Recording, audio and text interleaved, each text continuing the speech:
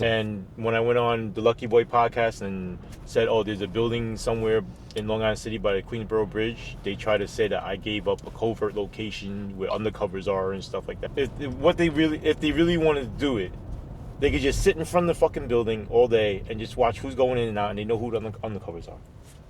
Cops know all the cops. And I was talking about fucking corrupt cops and corruption, that is all an illusion. And I said, if the corrupt cops were smart, yeah, and the building where they put us in is with other people who are not undercover, and they bring cops in that we tested and watched and surveillance into that building to fucking debrief them, when they should do it at a different location. It works like a debit card or a credit card. No, they give it to you. The department gives it to you because it's a department card. Yeah, they're not really fighting corruption. They claim it's a covert building, meaning no. I said if these they don't care about us uncovers, because if they did, they would put us in a different building, right? Or they could move the undercovers to a different location, someplace by themselves. So you would have to go to the 7-Eleven, drop off the phone, and then they'll pick it up from there, and then they'll be right back right here. Oh yeah, and they signed me up for the anger management. And apparently, I was enrolled before. They said, I don't know how, but it was a mistake. Probably my parole officer probably submitted me. Something got lost in the sauce. And where's the classes? It's remote. Oh, so cool. That's why I explained to them when I was in there. I said, no, I couldn't. They said I missed the first 3 classes. Yeah, same base. That was where I was assigned. That's where the group was fucking with me and arresting me and stuff. Right? Yeah. So if they really care about undercovers, they would do the same thing. By the Queensboro Bridge, how many buildings there are and stuff like that, right? Mm-hmm. There's groups where nobody knows where it's at. Not even other people in IAB, where they had to go 7-Eleven and drop off the stuff. I said it couldn't have been. I was never. Plus, it's remote. I could just do it on my phone. I don't even have to be here. They're like, that's right. That's why we found it odd. I said, I didn't enroll. And they said, well, let's look in the computer. They looked, and turned out I was enrolled. Somebody enrolled me.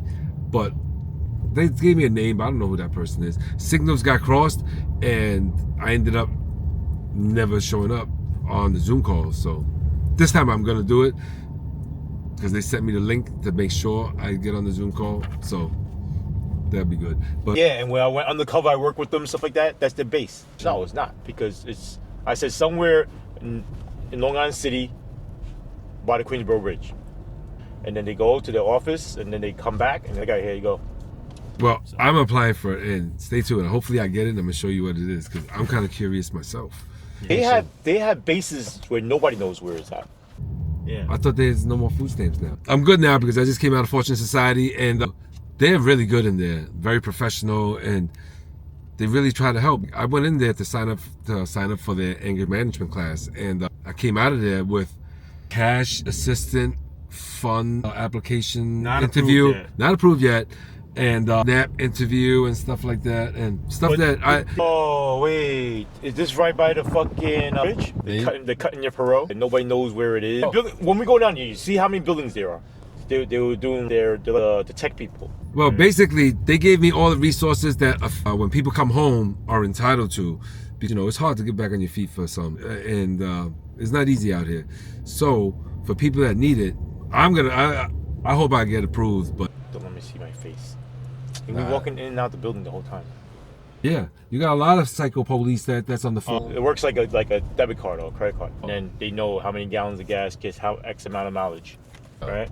So they grab the videos and stuff like that. Bring it when we get into the restaurant. Hold up, I need this too to give to my PO.